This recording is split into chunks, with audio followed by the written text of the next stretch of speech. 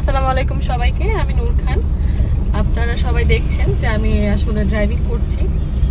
তো আজকে আমার ড্রাইভ করার তৃতীয়তম দিন। হ্যাঁ, তো আমি লাস্ট 2 দিনে যতটুকু শিখেছি ততটুকু আর কি গাড়ি চালাচ্ছি। তো আলহামদুলিল্লাহ 2 দিনের ভেতরে আমার মোটামুটি ভালোই ড্রাইভিং স্কিল ডেভেলপ হয়েছে।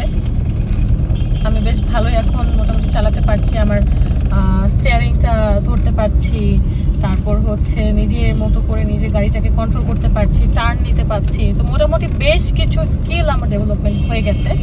তো আমি সবাইকে আসলে এটা জানাতে চাই যে আমি কোথা থেকে ড্রাইভিংটা করেছি। অবশ্যই আমি করেছি আল মদিনা ড্রাইভিং স্কুল থেকে, কারণ তারা একদম খুব ভালো করে ঠান্ডা মাথায় ড্রাইভিংটা শেখায়। তো যার কারণে আমার এটা চুজ করা।